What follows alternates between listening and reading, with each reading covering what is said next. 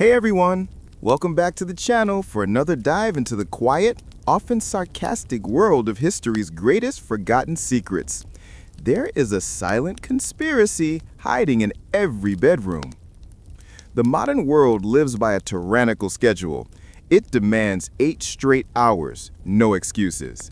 This is the great sleep myth, and it is one of the most effective historical deceptions ever perpetrated. We treat sleep like an Olympic event, a single, grueling marathon of consciousness we must complete without breaking stride. Failure to do so is labeled, in hushed, anxious tones, insomnia. It is a disorder. It is a problem to be medicated.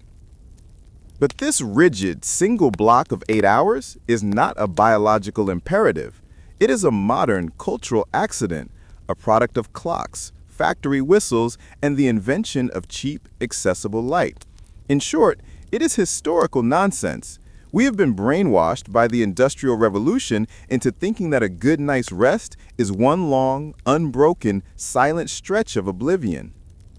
The anxiety this myth creates is palpable. The clock ticks down, the hours slip away, and if a person wakes at 3 in the morning, the immediate impulse is panic. Is something wrong? Will the day be ruined? That single frustrating glance at the phone screen, calculating the few remaining hours until the alarm screams, this is the sound of modern cultural failure. The archives tell a radically different and far more peaceful story. For hundreds of years, across medieval Europe, ancient Rome, and likely well beyond, sleep was not a single block of silence. It was broken. It was segmented.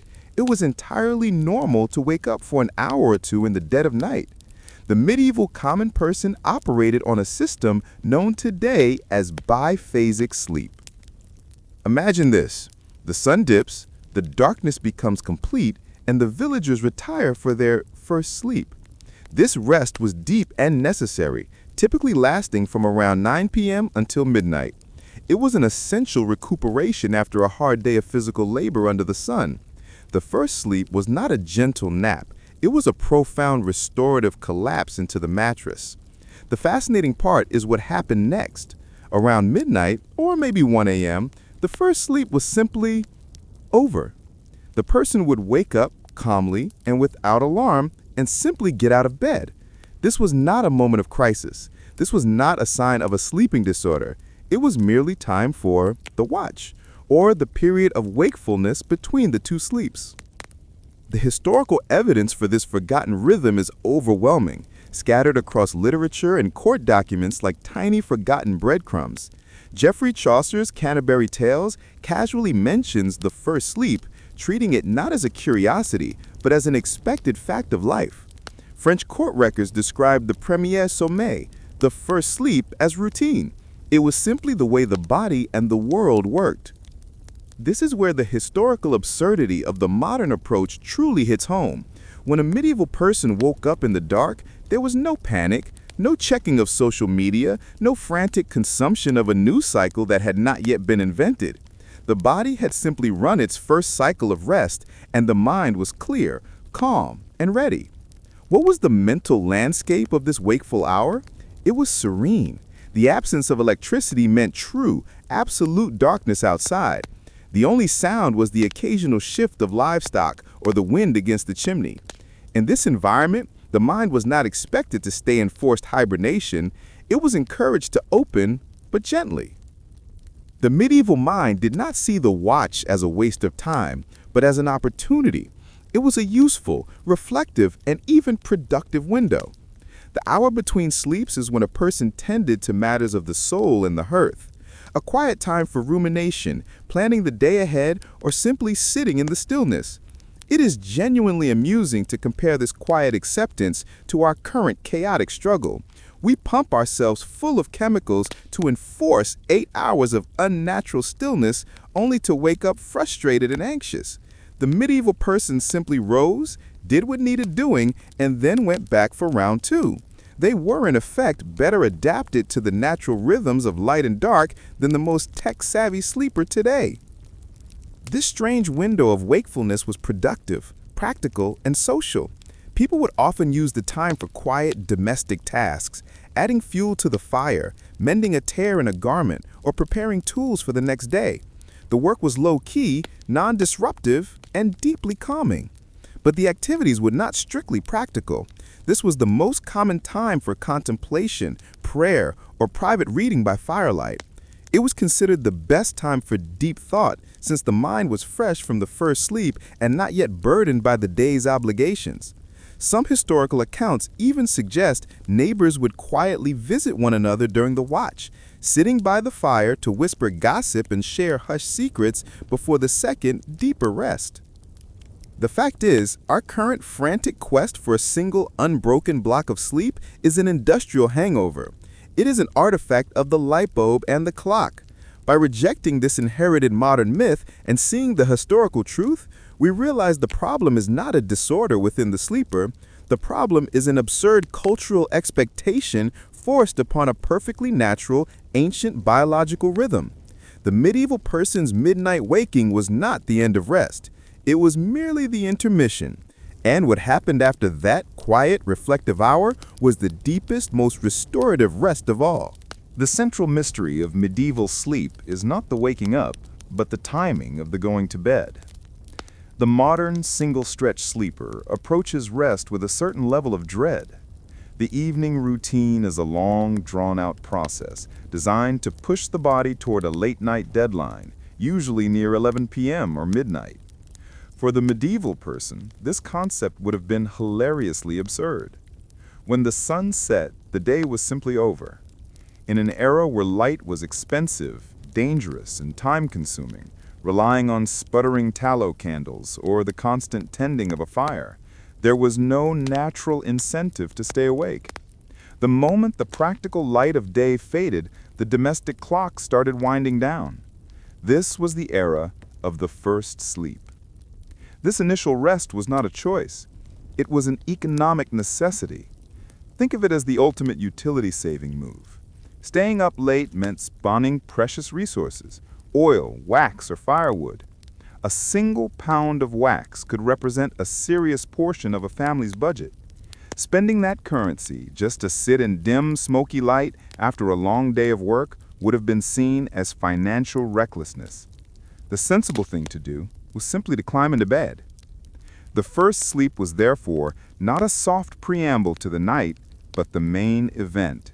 It began in the early evening, often between 8 p.m. and 9 p.m. The transition from day to night was swift and non-negotiable. There was no streaming service to binge, no electric lamps to brighten the work table. Once the hearth was banked and the door was bolted, the remaining time belonged solely to rest. It was a societal expectation, not a personal preference. The entire town, from the peasant working the fields to the merchant selling wares, synchronized their body clocks with the disappearing sun. This early, powerful plunge into rest was restorative in the truest sense of the word. After an entire day dedicated to manual labor, plowing, weaving, forging, or farming, the body was physically exhausted. The first sleep was the deep, necessary crash that pulled the energy back into the limbs, resetting the physical weariness of a pre-industrial life. It was a heavy, non-dreaming rest, the kind of sleep modern people try desperately to buy back with technology and supplements. The very setting of the first sleep speaks volumes about its utility-driven nature. In most households, privacy was not a commodity. The entire family, and sometimes the household staff, often slept together in the same room or even the same bed. This wasn't necessarily for comfort, but for heat efficiency. The communal bed became a human heating unit. Huddled together, they conserved the warmth generated by their own bodies, minimizing the need for expensive fuel to heat the entire dwelling through the long, freezing nights. The shared bed, then, was an act of techonomic survival, disguised as a domestic arrangement. There was a pragmatic rhythm to the whole affair. The household would retire almost as soon as the last meal was finished, sometimes barely an hour after sunset. The sounds of the house, the creak of the straw mattress, the rustle of the rough woolen blankets, the quiet breathing of several people in close proximity were the immediate soundtrack to the night. It was a domestic orchestra tuned to the earliest possible hour of darkness. This meant that the quietest part of the evening was when the town was already completely asleep. The true nocturnal silence began alarmingly early. But here is where the smart observer needs to pause. This deep, profound rest, the one that started at 8:30 p.m., was not meant to last until morning. It had a defined, natural endpoint, usually around midnight. The human body, when allowed to follow its natural programming, does not operate on a single clean 8-hour schedule. The theory suggests the body takes a substantial initial rest to recover physical exhaustion. Once that crucial recovery phase is complete, the mind gently returns to a state of calm wakefulness. The medieval person's body was simply finished with its most necessary work. The physical debt was paid. This meant that the transition out of the first sleep was often smooth, quiet, and without the jolting disorientation of a modern alarm clock. There was no groaning or hitting the snooze button. There was just the quiet, natural end of the first phase. This sudden, quiet awakening was the signal that a completely different part of the night was about to begin. The house was cold, dark, and still, but the mind was strangely alert. The physical rest had been secured. Now the mental phase of the evening could begin. If the first sleep was about practical survival, the watch, the period about to begin, was about reflection and humanity. The person emerging from their first slumber was uniquely prepared. They were no longer battling exhaustion. The initial heavy fog of the day's work had been lifted. The mind, now clean and surprisingly sharp, was prepared for the most peaceful and productive hour of the 24-hour cycle. It was a silent, personal reboot button. The historical accounts tell us that people were not confused or alarmed by this midnight interruption. They embraced it. They expected it. It was the predictable intermission of the nightly theater. It gave them a designated time between the heavy labor of the day and the heavy rest of the late night to perform tasks that required quiet focus, clear thought, and no external pressure. They did not fear the hour of waking. They relied on it. And what happened in that strange, silent, and surprisingly social window of time between the two sleeps is the story of a forgotten medieval nightlife. It began with the simple, necessary, and strangely regulated process of the first sleep, and ended with the promise of a peaceful awakening. The first sleep has done its restorative work. The body is no longer burdened by the day's relentless physical demands. Now, as the hour hand, if such a precise concept existed for the common person, creeps toward 1 a.m., the medieval sleeper begins to stir. This is the hour of waking, and it arrives not with the jolt of an alarm, but with a quiet, internal inevitability. The transition from the deep, heavy first sleep to wakefulness was typically smooth and organic. It was a gradual surfacing, completely unlike the modern experience of being dragged from unconsciousness by a jarring electronic signal. The mind simply achieved its initial reboot, cleared the physical debt, and found itself gently alert. But the sheer sensory experience of this moment is what truly separates the medieval night from the modern one. The waking person opens their eyes to a darkness that is absolute. It is the kind of darkness that seems to absorb light entirely, a profound, historical blackness that modern people rarely experience outside of a deep cave. The lack of electrical power meant that the external light pollution that plagues modern cities simply did not exist. The only illumination came from the faint glow of the banked embers in the hearth, or perhaps the cold, silvery wash of the moon and stars if the sky was clear and the window aperture small enough. The darkness was not just an absence of light, it was a physical presence, wrapping the entire world in a dense, silent blanket. And with that darkness came the strange silence of the medieval night.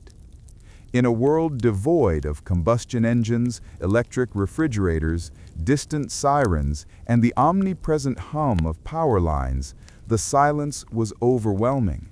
It was a lack of sound so profound it would likely be alarming to a 21st century city dweller. The sounds that did exist were organic and deeply familiar. The soft rustling of straw, the breathing of family members sharing the room, and the tiny, subtle noises of the dwelling settling against the cold. This silence was not empty. It was full of subtle details. A sharp ear might catch the sound of a distant dog or the quiet movement of rats in the thatch. But the pervasive quiet was the defining characteristic of the watch. It gave the mind permission to be still, unassaulted by the constant noise bombardment that is the baseline of modern life.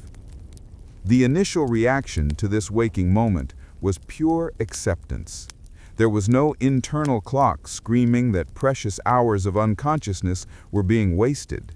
The medieval person simply registered the waking, slipped out of the shared bed with practiced quietness, and moved into the room. This careful movement was a necessity, given the proximity of others.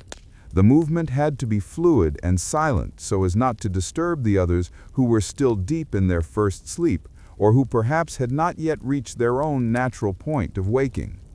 It was a silent, respectful choreography of the night. The first task was almost always the hearth. The hearth was the heart of the home, and its banked embers were the single most valuable resource in the middle of the night. If the fire went out completely, starting a new one in the morning was a tedious, difficult, and sometimes impossible process. The awakened person's priority was to carefully uncover the glowing coals, feed them a small amount of fuel, a dry stick or a piece of turf, to maintain the warmth without creating a large, wasteful blaze. This action was more than practical, it was ritualistic. Tending the sleeping fire ensured the safety, warmth, and life of the house. It was the first act of the watch, a quiet affirmation of domestic responsibility performed under the deepest cover of night. The act of waking and moving in the total darkness also sharpens the historical perspective on human adaptation. For generations, people lived this way, relying on acute low-light vision and highly developed spatial memory. They knew the floorboards that creaked, the exact location of the water pitcher, and the placement of the fire tools, all through silent, practiced repetition. This competence in the dark fostered a unique kind of confidence. It was not a fear of the night, but an intimate familiarity with it. The midnight wakefulness, this gentle, reflective intermission, is what we have lost in our pursuit of efficiency and productivity. We have traded quiet mental clarity for an extra hour of enforced, often broken unconsciousness. The mind, fresh from its first recovery phase, was ready for contemplation.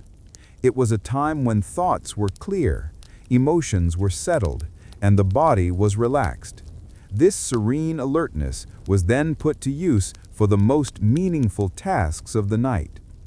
The stage is set, the hearth is warm, the silence is profound. The person is awake, calm, and ready to engage with the forgotten, intimate activities that defined the watch.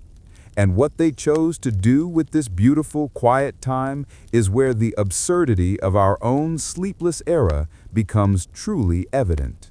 The silence of the midnight watch is not a void, it is a canvas for quiet, necessary activity. Having achieved the restorative calm of the first sleep, the medieval person was now afforded the most precious commodity of their era, uninterrupted, low-stress time. This time was dedicated to night chores.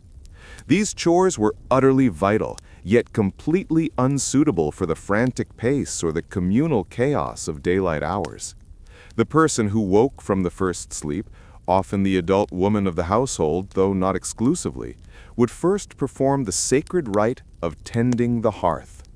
The fire was not just a source of warmth, it was the household's life support system. During the first sleep, the embers were banked, covered with ash to slow combustion and hold the heat. The first chore was carefully scraping away that ash, gently blowing on the remaining coals, and adding a small, select piece of dry fuel. This process had to be meticulous. Too much fuel and the scarce resource was wasted. Too little and the fire would die completely, leading to a disastrously cold and difficult morning. This careful nursing of the flame was a deeply rhythmic, soothing activity. It was performed not for speed, but for persistence. It created the only light in the room, a soft, flickering orange glow that painted the walls and cast long, dancing shadows, adding a low-level ambient warmth that was just enough to counter the biting medieval cold. Once the fire was secured, the chores broadened into other areas of quiet maintenance. Time itself was the currency being spent, and it was spent on tasks that demanded focus and the use of one's hands, tasks that simply could not be rushed. This is where the quiet domesticity of mending the socks enters the historical record. Medieval clothing was expensive, durable, and vital for survival. A hole was not a reason to discard, it was a reason to repair. Trying to thread a needle, manage fine yarn, and focus on intricate repair work during the day, with children underfoot, animals needing attention, and meals to cook, was often impossible. The middle of the night, however, offered the perfect opportunity. The firelight provided just enough gentle illumination for these focused, close-up tasks. The medieval person would often sit near the hearth, retrieving a basket of items that needed urgent care. A rip in a tunic, a weak seam on a leather satchel, or the constant need to darn woolen hose. This was work performed in profound silence. There was no background music, no chatter, only the soft click of the needle and the quiet sound of breath. This level of focused, repetitive manual labor has a deeply calming effect on the human mind, a historical version of meditative focus. The person was actively contributing to the household's survival while simultaneously achieving a unique state of mental rest. The absurdity, of course, is that in the modern era, we pay steep prices for mindfulness apps and retreats to achieve the very state of calm productivity that the medieval person achieved naturally by simply repairing their trousers at 2 a.m. The night chores extended beyond immediate mending. The hour was also perfect for the quiet preparation of food. The most labor-intensive meals, particularly bread, required long, slow fermentation. The watch was the ideal time to deal with the dough. The person could quietly mix the flour and yeast, knead the dough, and set it to rise for the long period required before dawn baking. This was a messy, time-consuming process, and performing it in the middle of the night meant the house would be ready to move immediately when the sun finally rose. It was an exercise in pure efficiency, leveraging the body's natural wakefulness to get a head start on the hardest labor of the coming day. Other subtle tasks included grinding grains for morning porridge, sharpening simple tools, or oiling leather items. Every one of these actions was performed with the deliberate intention of removing a difficult chore from the daylight hours, thereby streamlining the brutal schedule of agrarian life. The watch was an investment in the next day's productivity. The quiet utility of the night chores demonstrates a sophisticated historical relationship with time. They were not viewed as burdens, but as necessary, almost pleasant rituals. The silence gave them weight and meaning. In the absence of external distractions, the physical act of creation and preservation became an act of peace. The person was alone, but not lonely. They were engaged in activities that guaranteed survival and comfort. The mending of the socks was a direct affirmation of self-reliance, and the tending of the fire was a commitment to the well-being of the whole family. It was a period of quiet, deep connection to the most fundamental aspects of human life. This focused solitude achieved two things simultaneously: practical maintenance and deep mental recovery. The clean, unpressured focus on a simple physical task allowed the mind to process the events of the previous day, contemplate the one to come, and enter a state of calm reflection. The fire is glowing softly. The mending basket is slightly lighter. The dough is ready for its final proof. The domestic tasks are complete, but the hour of the watch is not yet over. Now the medieval person had time for something far less practical, but perhaps even more important than chores: the human connection that only the deepest night could provide. The hearth is tended. The necessary mending is complete. The physical urgency of the early night has been satisfied. The medieval person is wide awake, calm, and has perhaps 30 minutes left in the watch before the body requests the second sleep. This time, however, was rarely spent in total solitude.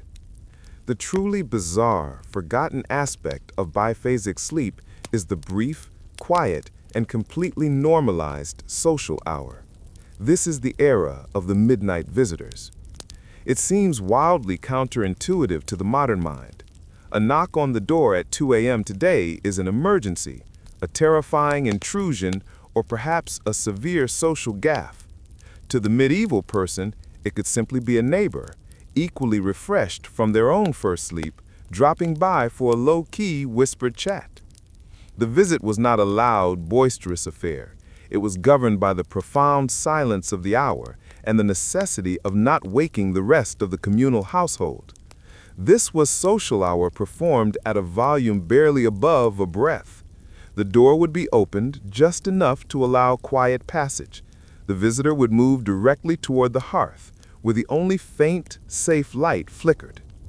The purpose of these nocturnal visits was simple, direct, and completely free of the formal constraints of daylight conversation. During the day, conversations were public, often conducted while working, and were easily overheard by everyone in the village square or market. The watch offered a sacred window for private communication. This was the golden age of whispered gossip. The secrets of the town, the true cost of grain, the hidden motives of the local lord, the complicated marriage plans of the baker's daughter were exchanged during these quiet shared moments over the dying embers. The low light and the profound silence outside forced the voices down, transforming the conversation into a stream of hushed, confidential communication. The content of the talk was rarely groundbreaking. It was simply the necessary processing of the day's social information, stripped of performance and daylight pretense. It was an unfiltered download of microhistory between two people who were temporarily released from the need to perform their daytime roles. The neighbor who was aloof during the day might share a worry. The person who was talkative might offer quiet, genuine advice. This social hour highlights the immense luxury the medieval schedule provided, the chance to communicate without the crippling pressure of time. The daytime was ruled by the sun, the field, and the unforgiving clock of manual labor. The watch was governed by nothing but the gentle flickering of the fire and the shared knowledge that there was a long, peaceful second sleep immediately ahead. The modern mind, addicted to efficiency, cannot comprehend the value of time spent simply sitting and talking in the dark. We schedule our coffee dates and rush our meetings. The medieval person gave themselves a natural time out, a mandatory, low-speed opportunity to maintain the essential social fabric of the village. But waiting for midnight visitors was not the only form of social activity. This hour was also critical for families who shared a bed but required privacy. In the shared sleeping space, many couples would use the watch for quiet intimacy and emotional bonding, activities that were difficult to perform with children and servants sleeping feet away. This was not always a period of physical activity, but often one of quiet, close conversation and the deepening of emotional connection. The mind, after its first sleep, was free of the day's stress and fatigue, allowing for communication that was genuine and reflective. It was a period of emotional maintenance, essential for the high-pressure communal living of the era. The watch acted as a vital pressure release valve for domestic tension. This quiet exchange of confidences, both with neighbors and spouses, shows the sophisticated social engineering built into biphasic sleep.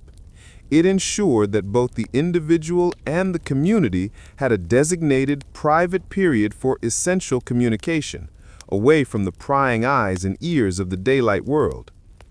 The comedy of the modern era is our constant need for scheduled, structured networking events, digital communication, and manufactured intimacy. We rely on applications and late-night calls to achieve a fraction of the quiet social utility the medieval person achieved naturally by simply waking up. The midnight visitor was not just a historical curiosity. The practice was a testament to the resilience and resourcefulness of community life. People leveraged their natural, built-in biological schedule to create essential opportunities for bonding and information exchange. They made the darkness work for them. The visit, however, had its own unwritten curfew. The embers would begin to fade. The conversation would naturally slow, the words becoming softer and more spaced out. The body, having utilized its time for chores and connection, would send the unmistakable signal that the reflective hour was closing. The neighbor would quietly slip back out into the profound silence, their secrets exchanged and their social battery recharged. The host would bank the fire one last time. The time for the quiet, necessary human connections was over. It was time for the final, sweetest reward of the night, the second sleep. The quiet murmur of the midnight visitors has faded. The door has been softly bolted. The small, necessary chores are done. What remains of the watch is time reserved for the most intimate of medieval activities, the internal processing of the world, often through the lens of dream interpretations. The medieval mind operated in a world saturated with meaning and symbolism. Every event, every natural phenomenon, and especially every occurrence during sleep was viewed as a potential message. The hour of waking was considered the ideal moment for the reflective hour of the soul. This was not just idle thinking. The wakeful period was often preceded by the first, deep, restorative sleep. It is during these initial sleep cycles that the body experiences its first significant bursts of rapid eye movement, or REM sleep, the stage where most vivid dreams occur. The medieval sleeper was therefore waking up with fresh, complex, and emotionally charged dream images right at the forefront of their mind. The modern person, jerked awake by an alarm, barely remembers the remnants of their sleep narratives. The medieval person had the luxury of a gentle 2-hour interlude dedicated entirely to mental processing. The clarity afforded by the first sleep meant that when they woke, the dream images were often sharp, immediate, and demanding attention. The dreams were taken seriously. They were seen as prognostications, warnings, or even divine advice. In an age before mass communication and structured news, these internal narratives held genuine weight. They provided a personal, internal layer of meaning to an often harsh and unpredictable external world. Sitting by the faint glow of the hearth, the person would quietly and meticulously retrace the narrative of the dream. What did the black dog mean? Why did the stream flow backwards? These were not just random mental images. They were encrypted communication that needed to be decoded. Before the stresses of the daylight world could blur the memory, this quiet activity shows the tremendous difference in cognitive approach. We dismiss our dreams as chemical noise. They viewed them as important personal data. The watch was the designated time for this silent psychological work. The deep silence of the night reinforced the spiritual nature of the reflection. With no distraction from the outside world, the focus was entirely internal. This led to periods of intense, concentrated contemplation. In the absence of the frantic pace of daylight, the mind could wander deliberately, exploring the implications of the dream, assessing personal failings, or formulating quiet resolutions. The reflective hour became a self-scheduled session of meditation and moral reckoning, a time to realign the inner compass before re-engaging with the difficult labor of the day. The sheer absurdity is that the medieval person living without the benefit of formal psychology was intuitively engaging in a form of therapeutic self-analysis simply by following their natural sleep pattern. This reflective hour was also deeply tied to religious practice. The early morning hours, before dawn, were often considered the most spiritual and appropriate time for prayer. Many historical texts and monastic schedules confirm that the hours immediately following midnight were set aside for devotion. For the common person, this meant the watch became the most solemn and sincere part of the day. The prayers offered in the quiet, firelit room were unhurried, heartfelt, and deeply personal. They were not the quick, distracted prayers of the daylight hustle, but a genuine conversation with the spiritual realm facilitated by the peace of the early morning.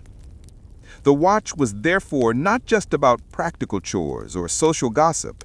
It was a complete mental and emotional reset, ensuring the person started their second sleep, and consequently their day, with a clean conscience and a settled spirit. The mind had been purged of confusion and realigned with personal and spiritual values.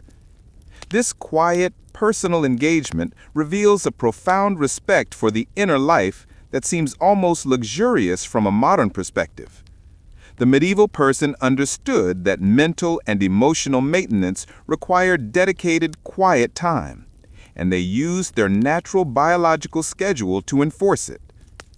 The hour spent in dream analysis and reflection acted as a kind of emotional armor.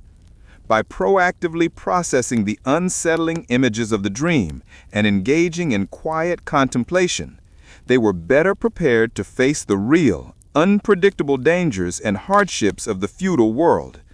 They were mentally hardened, not softened by the pause. The final action of the reflective hour was the simple act of letting go. The dream had been analyzed, the prayers had been said, the mental work was complete. The thoughts and worries of the world had been organized and stored away.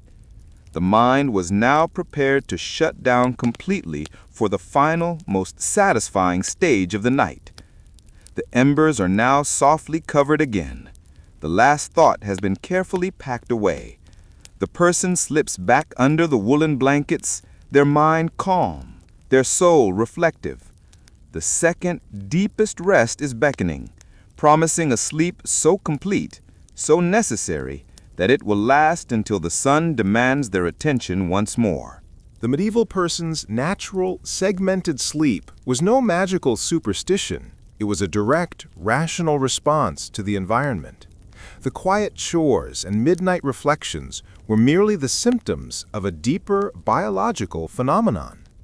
To understand the collapse of biphasic sleep, one must understand the absolute tyranny of the science of darkness. For millennia, the ultimate clock was not geared and chiming, it was the sun. The human body lived by the rules of the circadian rhythm, a biological 24-hour cycle dictated almost entirely by the presence or absence of natural light. The medieval world, before the industrial-scale pollution of the night sky, provided the perfect laboratory for this system to flourish. The defining factor was the genuine, profound absence of light. As soon as the sun dipped, the body began its essential hormonal response. The pineal gland, the small, quiet master regulator, began to flood the system with melatonin, the chemical signal that announces, "The night has arrived. It is time for rest." In the medieval village, there was no escaping the melatonin surge. The candlelight was dim and yellow, a weak competitor to the solar furnace. Crucially, it lacked the high-intensity blue and white wavelengths that modern bulbs emit, the exact spectrum that signals daytime to the brain. Medieval darkness was a powerful, biological command. The theory suggests this extended, profound period of darkness, often 12 to 14 hours during winter, was key to enabling the two-part sleep structure. The massive initial release of melatonin would trigger the deep first sleep, the body's essential recovery phase. But after a few hours of complete rest, the melatonin levels would naturally dip slightly, and the mind, having fulfilled the immediate need for physical rest, would gently come to a state of calm alertness. This was not insomnia. It was the body saying, "Physical recovery achieved. Now I have time for quiet mental processing before the final rest." This biological punctuation mark was built into the deep, dark night. The modern comparison is, frankly, embarrassing. We willingly sabotage this system every evening. We carry small, flat screens that emit intense blue light directly into our eyes, actively shouting to the pineal gland, "Attention! It is noon! Stay awake!"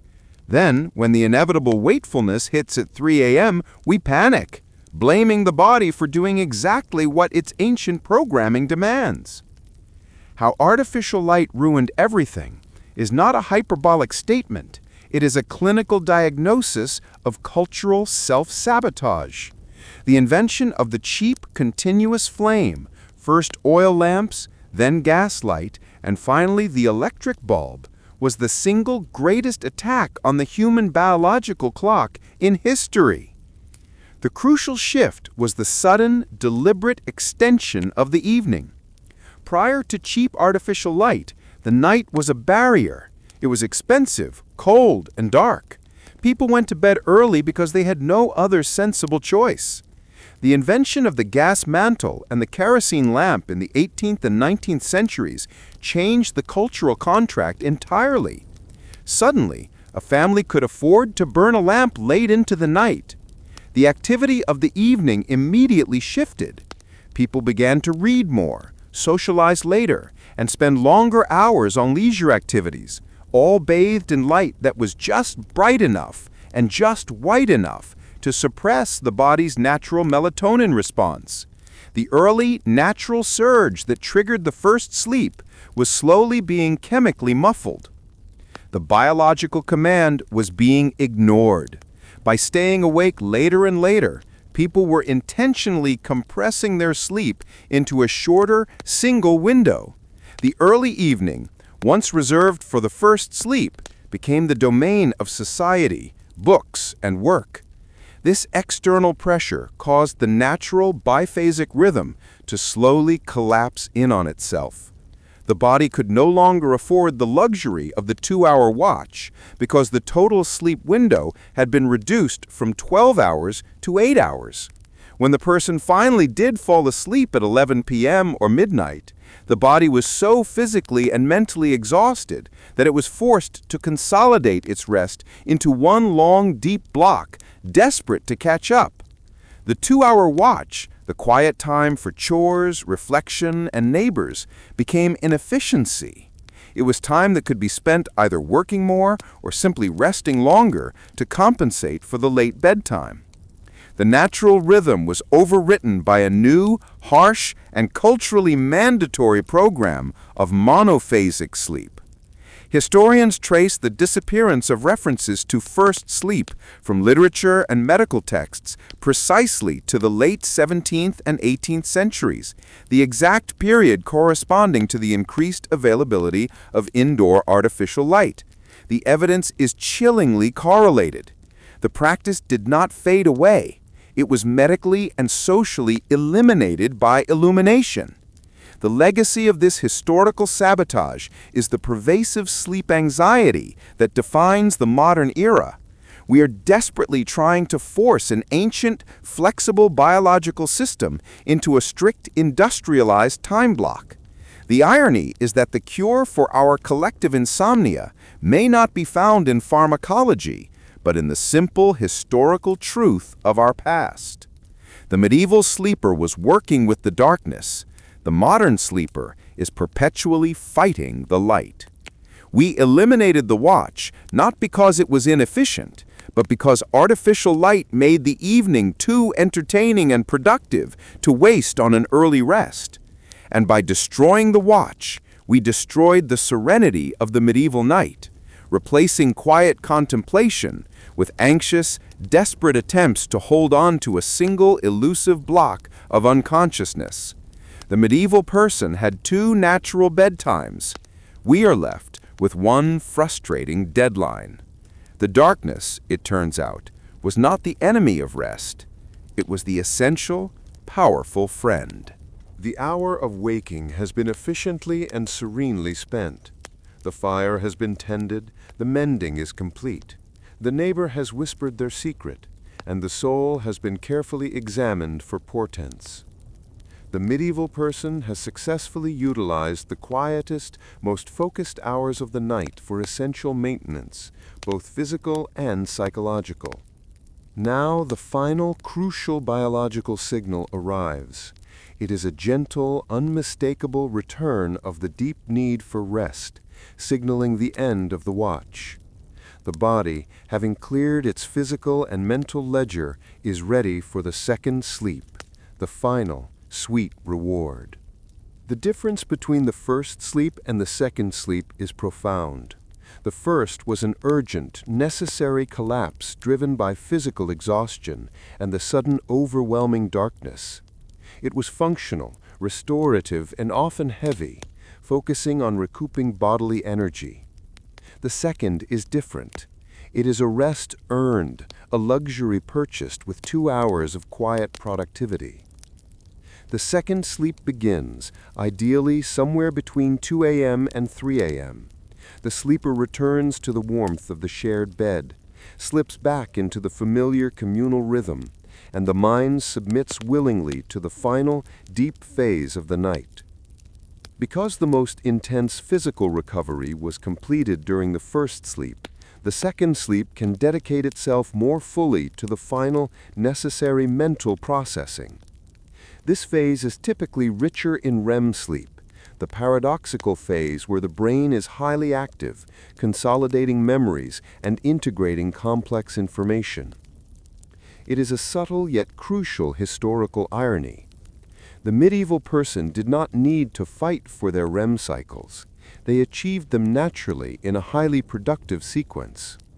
The modern sleeper often fights exhaustion to stay awake late, then spends the latter half of their single, compressed sleep cycle desperately trying to reach the deep, restful stages the medieval person accessed twice. The quality of the second sleep was superior precisely because of the intentional, conscious interruption. The watch had acted as a natural filter, stripping away the mental clutter, the anxiety, and the unresolved emotional tension of the previous day. By engaging in quiet contemplation, prayer, and necessary chores, the medieval person effectively cleared the short-term memory cache before the final rest. When the person returned to sleep, the mind was calm, reflective, and prepared for deep, untroubled rest. The second sleep was not burdened by the unresolved chaos of the waking world. This meant the final rest was often characterized by a profound sense of peace. The psychological heavy lifting was done. The soul was settled. The body was physically recovered. All that remained was a quiet, deep, effortless drift into the pre-dawn hours. It was a rest that was not about avoiding the world, but about preparing for it. The duration of the second sleep varied, but it lasted until the first subtle light began to filter through the small windows, usually around sunrise. It was the longest, most uninterrupted portion of the night's rest, extending into the morning until the demands of daylight, cold and hunger finally pulled the sleeper from the bed. The sensory experience of the awakening from the second sleep was also distinct. It was the first time the body registered the rising light, the slow return of the village's sounds, the crowing of a rooster, the first movements of a neighbor starting their fire. This gradual increase in sensory input was another gentle, biological alarm clock, completely unlike the modern immediate shock of a digital tone. The final waking was a smooth transition from a night of segmented utility into a day of hard labor. The person rose not with a sense of dread or exhaustion, but with a profound and quiet readiness. The two-part sleep structure ensured that the energy reserves were full and the mental state was composed. The modern comparison here highlights the absurdity of our rush toward efficiency. We treat sleep like a commodity we must hoard, leading to a desperate, anxious pursuit of a single block of rest that often eludes us. The medieval person treated sleep like a process, a scheduled two-part operation with a productive intermission. By working with their natural body clock, not against it, they achieved a sleep quality that is now the envy of the industrialized world. The second sleep was their reward for respecting the ancient darkness and utilizing the quiet hours wisely. The sweet reward was not just the physical rest, it was the psychological peace that came with knowing the household was secure, the necessary tasks were done, and the soul had been tended to. They woke up integrated, calm, and ready to face the world. The bed is empty now. The fire is glowing weakly but steadily. The long night is officially over. The medieval person steps out of the dark, having completed a cycle of rest and reflection that we have forgotten how to perform, ready to meet the new day with a clarity we can only now try to achieve through scheduled meditation. The era of biphasic sleep is gone, but the lesson of the second sleep remains. True rest is earned through quiet purpose. The medieval person's peaceful, segmented sleep was a victim of historical progress, a forgotten casualty of efficiency. It was not a sudden catastrophe that ended the two-part night. It was a slow, creeping cultural pressure delivered by two key inventions: cheaper, brighter light, and the tyranny of the industrial alarm clock. For millennia, the night belonged to the body's rhythm. The first decisive attack on this rhythm came, as previously discussed, with the gas lamp and the affordable candle, allowing people to deliberately push back their bedtime. But the final fatal blow was dealt not by the need for leisure, but by the demand for labor. This is when biphasic sleep vanished. The 18th and 19th centuries introduced a new non-negotiable ruler of the day, the factory. Industrial work operated on a schedule dictated by the machinery, not the sun. A steam engine does not care about the natural rise and fall of melatonin. It only cares about continuous operation and maximizing the return on investment. The new urban worker was suddenly tethered to a fixed shift that often began well before sunrise. Demanding an attendance time of 5 a.m. or 6 a.m., this rigid schedule created an existential crisis for the first sleep. If a worker needed to be at the loom or the press by 5 a.m., the necessary wake-up time might be 4:30 a.m. If a person had adhered to the medieval schedule, waking for their watch at 1 a.m., they would only have an hour or two for the second sleep before the factory whistle demanded they rise for the day. That simply was not enough rest for the physically draining labor of the industrial age. The natural, restorative luxury of the 2-hour watch had become an acute inefficiency. It had to be eliminated. The body was actively forced to consolidate its rest into one single, brutal block of time, starting later and ending abruptly earlier. The purpose was simple: cram as much unconsciousness as possible into the remaining hours before the industrial alarm clock rang. The language of the era shifts accordingly. References to first sleep and second sleep fade rapidly from common speech and literature, replaced by the pervasive modern anxiety surrounding a full night's rest. The goal was no longer to utilize the night's segments, but to survive the morning's deadline. The social pressure quickly followed the economic logic. The biphasic sleeper, the person who naturally woke in the middle of the night, became viewed as strange, unproductive, or suffering from nervous ailments.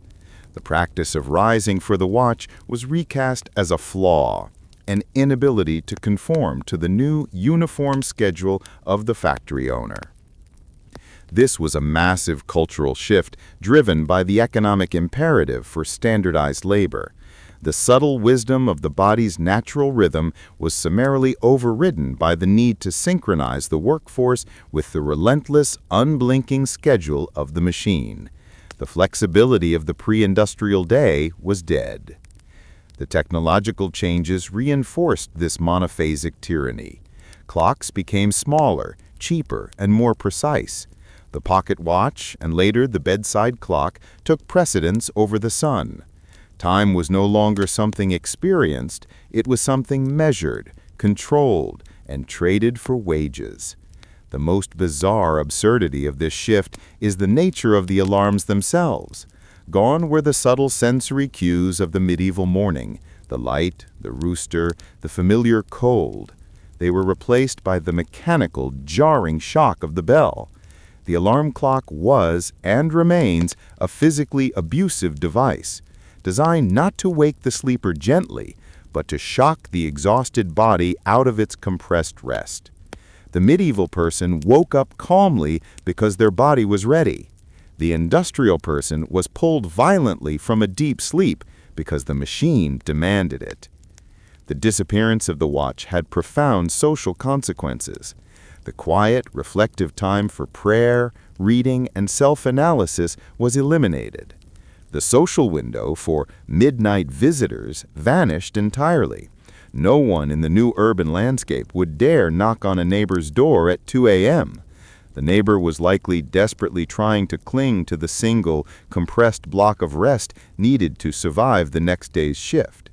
The private time for introspection was squeezed out of the schedule, replaced by the exhaustion of the late-night leisure, now possible thanks to cheap light, and the frantic preparation for the early morning whistle. The mental health cost of this shift, though unmeasured at the time, must have been colossal. Biphasic sleep did not vanish because it was unnatural. It vanished because it was economically inconvenient. It was a rhythm that allowed workers too much control over their inner lives and too much freedom from the clock.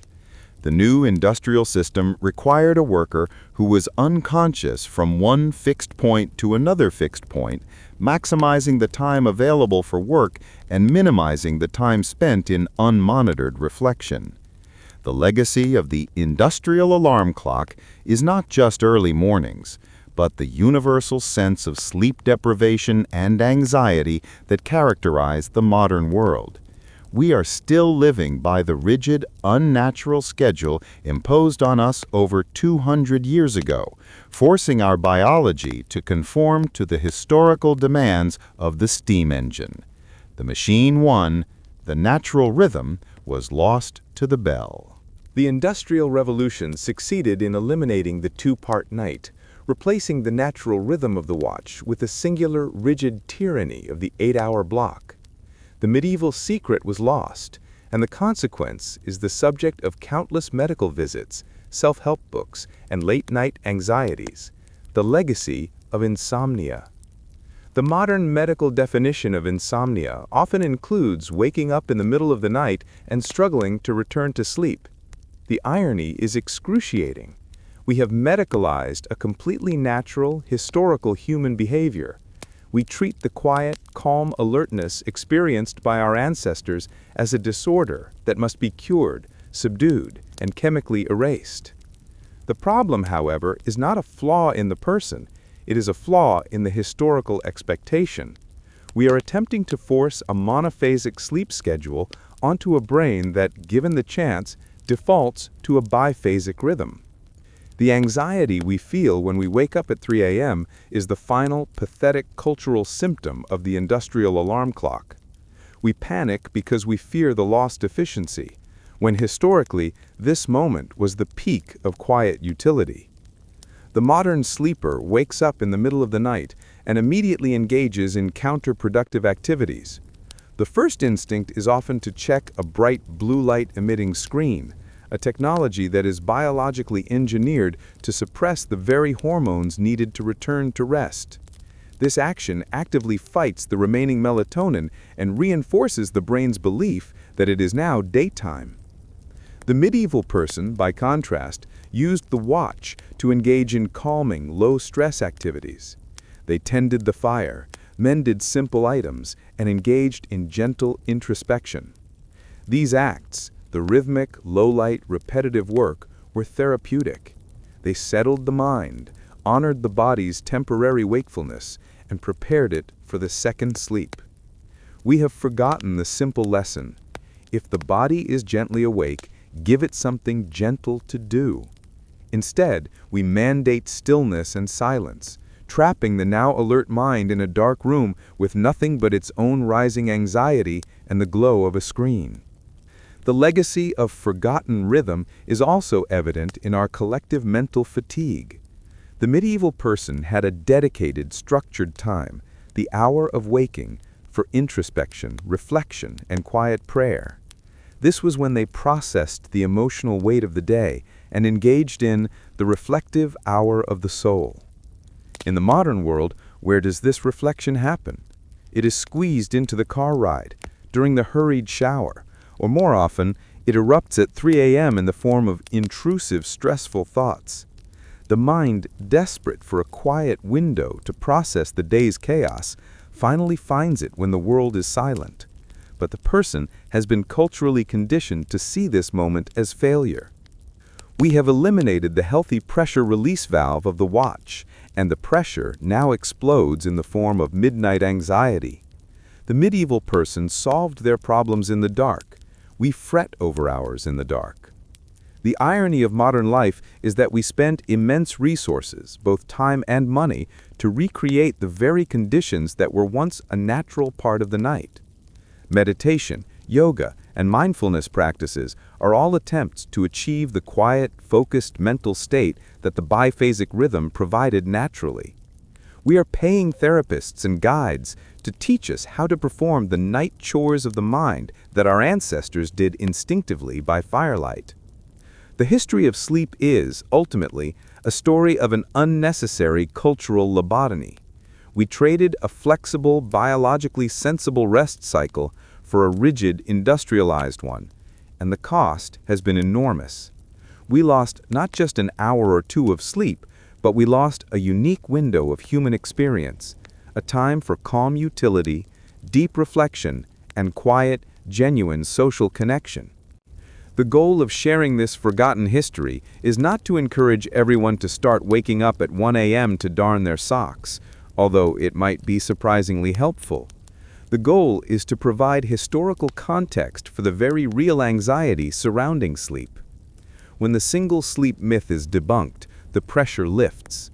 That moment of midnight wakefulness is no longer a disorder, but an echo, a harmless reverberation of an ancient natural rhythm trying to assert itself. It is the sound of the medieval mind knocking quietly on the door of the modern bedroom.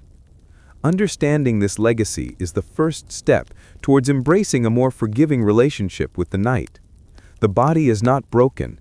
It is merely remembering a pattern that civilization spent 3 centuries trying to erase. The most valuable inheritance from our forgotten ancestors is the quiet confidence they had in the darkness. They knew the night was meant to be used, not feared. They saw 2 rests where we only see 1 anxious demand. The final piece of the puzzle is the simple, gentle acknowledgement that the deep rest we crave is not always found in one continuous line, but in the peaceful, 2-part surrender to the ancient dark. The rhythm we seek is not a secret invention, it is a natural rhythm we forgot. The quiet wisdom of the hearth whispers still, waiting for the modern mind to simply rest its weary, electrified guard.